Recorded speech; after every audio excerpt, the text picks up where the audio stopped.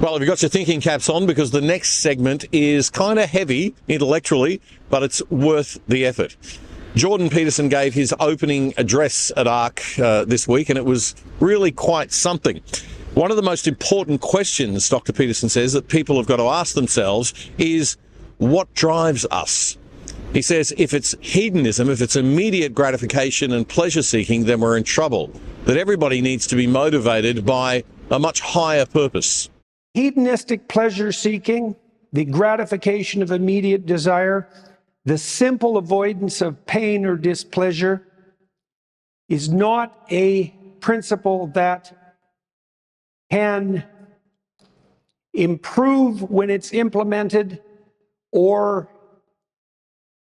unite people in productive cooperation and competition so that a society can be established. The dominance of the personality by local, narrow, and self-serving whim is not a playable or noble game, and it allies itself necessarily with the force that cynics, like the postmodernists, like the neo-Marxists, believe is the only viable uniting force, that of power. If you're motivated by nothing but the pursuit of your own subjective desire in the moment, or your desire to avoid the necessary pain that mature conduct involves, you have to turn to power to impose your narrow will on others. Peterson says turning to power to impose your will on others is the only option left open to us if we stay stuck in an immature, childish, hedonistic state, because everything just becomes all about us. Why is hedonism wrong? Why is power wrong, technically? I think it's because both of those motivating forces, or sets of motivating forces, degenerate when they're iterated. You can't go through life like an immature 2-year-old because you can't sustain your own existence while pursuing immediate gratification in the present. And you can't sustain a society in a productive and abundant manner over the medium to long run if you use power to subordinate the will of others involuntarily to your desires. Dr Peterson says the reason that hedonism and the drive to power are immoral is that they degenerate over time. And he slammed the postmodernism and neo-Marxism that's infected Western academia and elites. The skeptics proclaim that there's no uniting meta-narrative other than that of power. And that's wrong. There is a uniting meta-narrative. Dr Peterson says we're now in a position to explicitly understand and define that meta-narrative, that big story that defines Western civilization and defines our culture. And he says that could help us regain our faith in our liberal democratic systems and our Western societies. He says the core ideas in the big story are not selfish. They're actually very noble, and they primarily center around the concept of self-sacrifice. Taken at face value, the dramas of sacrifice that are portrayed in our foundational texts have an impenetrable and opaque quality. What does it mean to offer something of value to the divine? It's a drama that's predicated on the realization that sacrifice is by necessity the foundation of civilization. Civilization is social and future-oriented, and that means since it's social, that the individuals who come together to constitute society have to sacrifice their narrow, pleasure-seeking individuality, demanding gratification in the moment, for the sake of their mutual reciprocal relationships with others, locally first, in marriage, in family, in town, in city, expanding to province and state and country, nested all under the auspices, let's say, of the divine. That's a sacrificial process. It means foregoing the narrowly immediate for the sake of the community. Maturity is about delaying gratification, not just hedonistically immediately satisfying our wants in the moment. Instead, it's about sacrificing the present for the benefit of the future and for the benefit of others. When a child learns to make a friend, he learns necessarily the principle of sacrificial reciprocity. I have a turn, then you have a turn. I have a turn, then you have a turn. The sacrifice there is that it's not always my turn. And that sacrificial reciprocity is the foundational principle of the reciprocity upon which even the most primordial forms of society, friendship in childhood, let's say, are predicated. The foundational texts of Western civilization, the biblical texts in particular, are an extended study in the intricacies of sacrifice, predicated on the emergent discovery or realization that the sacrifice most pleasing to God, that sets the world right, that creates the order that is good or very good, is the sacrifice that tends towards the ultimate.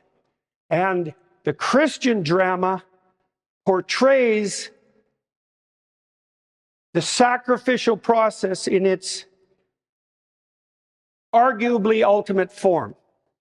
It's this idea of sacrifice, Peterson says, that's given Western civilization the ability to become wealthy and the ability to become powerful and to sustain and maintain and build upon those fundamental ideas of the West that have made it so successful. And it's not just sacrifice. It's voluntary self-sacrifice towards the highest possible end.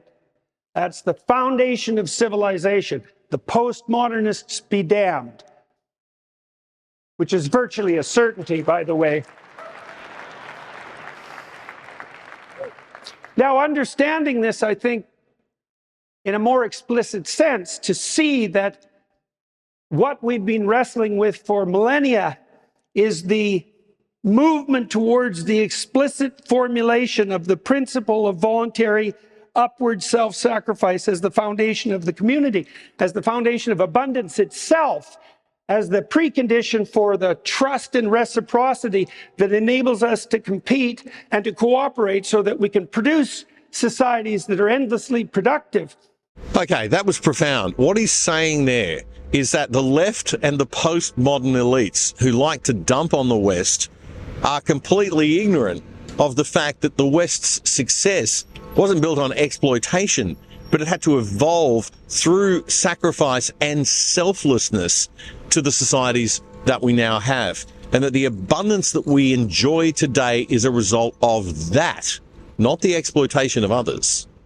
The explicit understanding of the centrality of that principle, in my estimation, allows for the intelligent union of the traditional Western conservative with the traditional Western classic liberal. The hypothesis being that the stage is set for the emergence of the liberal individualism that we associate with the free Western world. The stage is set for the emergence of that ethos when the bedrock of reciprocal voluntary self-sacrifice is established and firm. and the conservatives stand for the self-evident foundation of Western civilization, and the classic liberals stand for its manifestation at the level of the individual. A manifestation which only maintains its validity when the underlying presumption of voluntary self-sacrifice serves as the proper foundation. In other words, if we don't operate in the world with integrity and with honesty, we don't get the goodies long term. We might get them short term, but they definitely won't last. So what is this civilizational moment that we're living through anyway? The civilizational moment is the opportunity that we have in front of us to wake up and to realize consciously and explicitly the nature of the dream that has enveloped us for the thousands of years of Judeo-Christian civilization. The sacrifice of self to the future, the sacrifice of self to the community as the necessary, inevitable, and revolutionary foundation of the civilization that makes us free and abundant. And so it's a core part of ARC's mission to get our story straight. Peterson finished his address by saying that in the Free West, we've acted out the story and we've benefited from it. And now we have the opportunity to understand it and define it explicitly and fortify it, becoming a beacon to the rest of the world. Thank you all very much for coming from all corners of the world to this conference.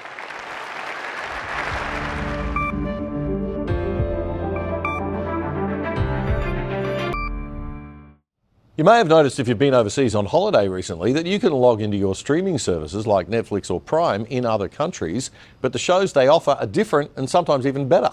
You're paying good money for those subscription services. Why can't you watch? Well, with a virtual private network or VPN, you can log in from home here in Australia with an internet address from anywhere in the world, and big corporations and big government can't see where you are. Now, to be clear, criminals can still be actively found with police warrants, of course, but the average honest citizen will have their location protected from prying eyes of corporate marketers and government bureaucrats. If you sign up now with private internet access, we think they are the best VPN service out there. That's private internet access. As a viewer of The Other Side, you can get 83% off the price of your subscription and get online for less than $3 a month. Check it out right now. Go to piavpn.com/otherside. That's piavpn.com/otherside. It's a great service and a rock bottom price, and you're helping keep the other side going and growing.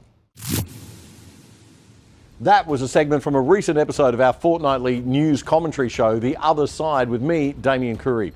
If you liked it, support us. Subscribe to our channel on YouTube right now so you don't miss a thing. It's totally free. Just click that subscribe button and the little bell. And check out our Other Side Unplugged show too, and join our mission to actually do something and change Aussie media for the better at othersidetv.com.au. That's othersidetv.com.au. Check it out now.